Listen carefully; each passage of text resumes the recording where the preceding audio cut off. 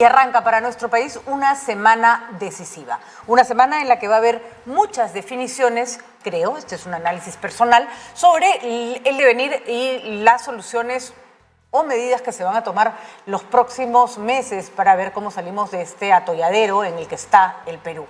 Un atolladero que es producto de muchas cosas, muchas cosas. El detonante, por supuesto, Pedro Castillo, su discurso divisionista, su discurso de odio perpetrado desde el poder y frente a una, además, frente a una presidencia absolutamente ineficiente que generó muchas expectativas y que no fueron satisfechas. No fueron satisfechas por entera responsabilidad de quien había asumido la presidencia, pero que es verdad, también resonó, hizo eco con muchas demandas que nunca han sido satisfechas y que por lo tanto las personas quieren que éstas se resuelvan. Creo que tal vez uno de los, por supuesto digo, el detonante, el culpable es Pedro Castillo. Pedro Castillo tenía un discurso de odio. Habría que preguntarnos por qué ese discurso de odio de Pedro Castillo, Aníbal Torres, prendió y prendió con tal virulencia. Más allá de los grupos delincuenciales, las economías ilegales, incluso la influencia que puede tener esto desde grupos extranjeros, que creo que existe, hay un fenómeno que es más grande y es, no se puede, o sea, yo pongo de ejemplo un caso, el entierro y el velorio de los 17 muertos de Juliaca, de Puno, movilizó una cantidad impresionante de gente que estaba dolida, conmovida y furiosa. Eso no es manipulable, eso es un sentimiento que se expresa, como cuando se expresa que el Perú clasificó al Mundial. ¿Se dan cuenta? Esas cosas no se pueden manipular porque tienen que ver con el sentimiento de las personas. Lo que hizo Pedro Castillo no tiene nombre porque es usar ese resentimiento para enfrentar a los peruanos. Pero la pregunta que nos tenemos que hacer es ¿cuánto de ese resentimiento hemos venido cocinando por años, sin que nos importe desde los grupos que empezaban a tener mejores condiciones de vida versus los que nunca les llegó? Eso finalmente pasa factura. Y hemos tenido más de 10 años de un crecimiento sostenido, importante. No me refiero a lo que ocurrió antes. El Perú antes de eso era un país complicado, con crisis, con el terrorismo. No, hablemos solo de lo que ocurrió en los últimos años, que tendría que haber tenido algunas luces en infraestructura, en inversión en educación, que le diera a las personas la esperanza de que bien, hoy día no me llega toda la bonanza que necesito, pero se me empiezan a resolver problemas básicos. Eso no ocurrió. Nuestras autoridades han sido, creo, en muchos casos indolentes, se han robado la plata, además que nada puede dar más cólera que te digan no hay plata y darte cuenta que se la han estado robando, ¿no? Y hoy tenemos una indignación azuzada por estos grupos. Si la causa de la indignación no se resuelve, hoy es Castillo, mañana es Santauro, pasado puede ser algo peor. La mecha solo prende y explota cuando hay dinamita. Y creo que hay que meter presos a quienes prenden esa mecha, pero preocuparte por qué esa población está más caliente y más preocupada. Son dos niveles distintos de acción. Uno es inmediato, porque no se puede hacer nada en este laberinto, y el otro es, tampoco a larguísimo plazo, vamos a empezar a tomar medidas que se noten, que tengan una respuesta rápida, y luego ya con los planes de desarrollo que requieren un poco más de tiempo. Para eso necesitamos un poco de madurez política. Y cómo se ponga orden esta semana es decisivo. Yo creo particularmente que esta semana es decisiva, porque si se logra poner orden sin más muertos, probablemente se abra una vía de diálogo con quienes se puede dialogar. Hay gente a la que no se puede dialogar, esa gente se va presa y punto, porque esa gente lo único que quiere es el laberinto. Pero hay que tener que empezar a diferenciar. Hay que empezar a diferenciar. Y sí, el Estado no puede decir yo no puedo diferenciar. Sí puede, porque es su trabajo. Porque para eso existen los servicios de inteligencia, porque para eso el Perú pudo derrotar a un movimiento como Centro Luminoso con inteligencia. Y no puede ser que hoy día te gane en la mano un grupo por más que sean grupos ilegales, esto no es un movimiento terrorista con una cabeza que es mucho más difícil de atacar porque es un movimiento organizado. Esto es un desmadre. Y frente al desmadre, el Estado tiene que tener una capacidad de respuesta que no puede ser delincuencial, que no puede ser desbordada. Porque eso, si ustedes me dijeran, no, están bien, porque ¿para qué se pusieron a protestar? Si 50 muertos después, o 48, tuviéramos tranquilidad y paz, no soy amiga de que ese debió ser el costo, pero por lo menos habría tenido un resultado que a la larga hubiera sido positivo, aunque esas vidas no se debieran haber perdido nunca. Pero 50 muertos después no tenemos ni siquiera un asomo de tranquilidad.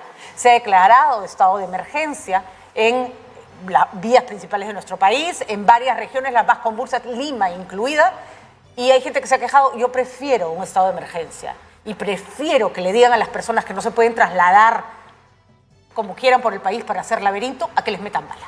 Me parece que esas medidas justamente apuntan a no dejar que la sangre llegue al río. Y está bien. Pero se tiene que hacer de manera coordinada. No puede ser que una ambulancia no tenga libre paso por el territorio nacional porque los manifestantes no la dejan avanzar y que sí tengan libre paso por el territorio nacional hordas de personas que tienen derecho a la protesta, pero no tienen derecho al laberinto, ¿no? Entonces, si es que desgraciadamente nuestras libertades tienen que estar restringidas para que se ponga fin a esta situación enloquecida, pues tendrá que ser. Y para todos los peruanos, Dina Boluarte probablemente no los represente. Señores, un presidente nunca representa a todos los peruanos en la medida en que cuando uno no vota por él no se va a sentir representado cuando salga elegido. Eso no quiere decir que no te gobierne. Son dos cosas distintas. Así como nosotros tenemos que respetar a la persona que está en el poder, la persona que está en el poder debe entender que gobierna para todos los peruanos, no solo para los que le caen bien o los que le apoyan. Así que de uno y de otro lado. Los peruanos a respetar las indicaciones que dé el Estado en estos tiempos de convulsión, sobre todo los peruanos de buena voluntad, que podemos estar en desacuerdo, pero no queremos más muertos ni más desastre. Y la señora Boluarte entender que no le puede seguir hablando a la gente que está de acuerdo con ella, porque eso es absolutamente inútil. Tiene que empezar a dar señales claras de que puede manejar la situación y desgraciadamente de que se va a ir. De repente la renuncia mañana no es lo mejor, de repente la señora tiene que poner orden hasta que se vaya, pero mientras tanto le tiene que insistir a la población que no se va a quedar. No ha venido para quedarse, porque ese discurso va a bajar los ánimos, Pero hasta el momento el gobierno tiene que reconocer que su estrategia ha sido pésima. Se han muerto 48 peruanos y lo único que tenemos es más laberinto que cuando este tema empezó. Las muertes no sirvieron para nada. Así que a exigirle a ese gobierno al que tenemos que obedecer, porque es la autoridad, que actúe de acuerdo con la ley, porque para poner orden también hay que seguir la ley, y pedirle a los peruanos que están protestando que lo hagan de acuerdo con la ley. La ley es para todos, para el Estado y para los ciudadanos. Así que desde acá nuestros buenos deseos. Creo que esta semana es decisiva, creo que está bien tomar medidas de prevención y el estado de emergencia es una medida de prevención y creo que tenemos que tener mínimos y uno de nuestros mínimos es ni un muerto más.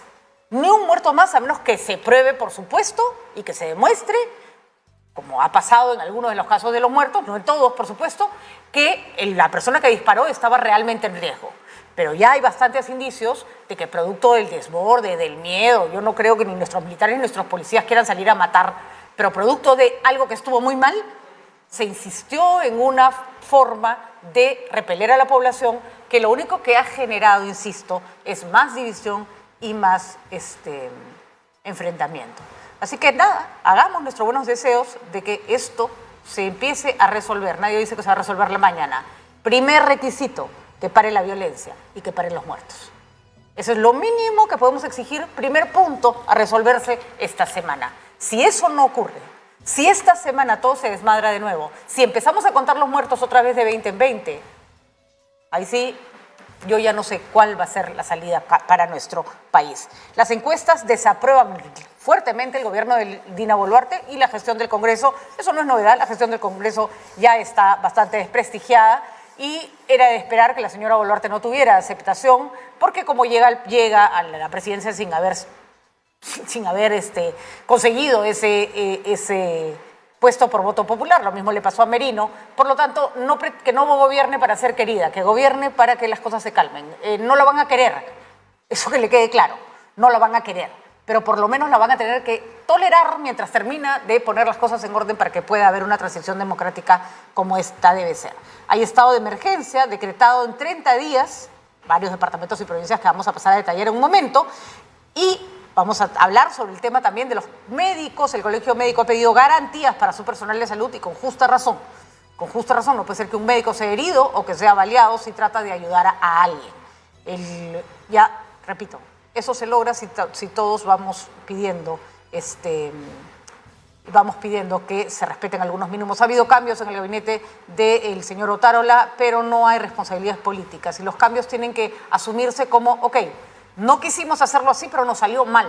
Y cuando a una autoridad algo le sale mal, eso se llama responsabilidad política. Cuando lo hace mal adrede, cuando le pone ganas a ese desmadre y a ese disparar de cualquier manera, hay responsabilidad penal.